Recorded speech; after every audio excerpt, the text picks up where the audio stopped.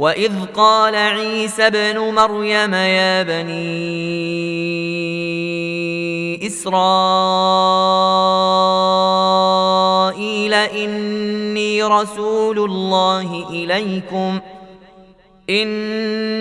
رسول الله إليكم مصدقا لما بين يدي من التوراة ومبشرا برسول ياتي من بعدي اسمه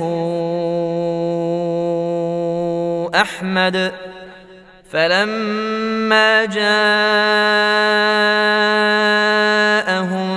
بالبينات قالوا هذا سحر مبين ومن أظلم ممن افترى على الله الكذب وهو يدعى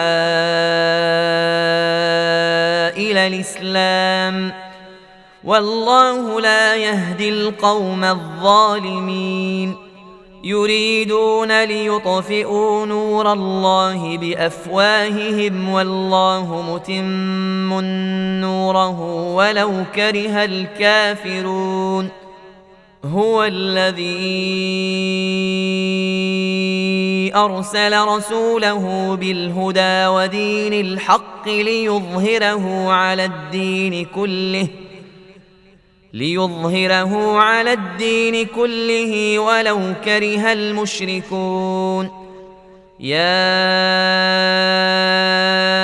أيها الذين آمنوا هل أدلكم على تجارة تنجيكم من عذاب أليم تؤمنون بالله ورسوله وتجاهدون في سبيل الله بأموالكم وأنفسكم ذلكم خير لكم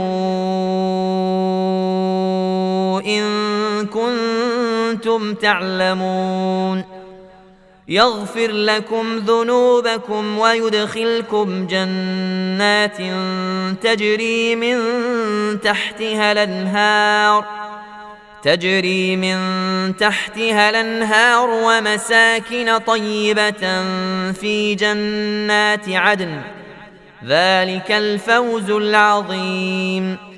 وأخرى تحبونها نصر من الله وفتح قريب وبشر المؤمنين. يا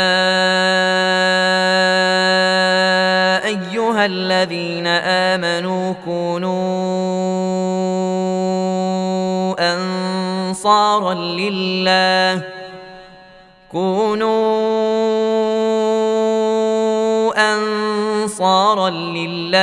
كما قال عيسى ابن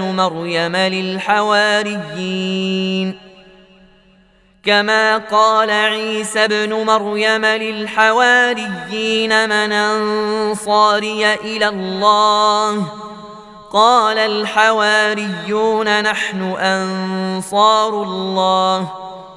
فآمنت طائفة من بني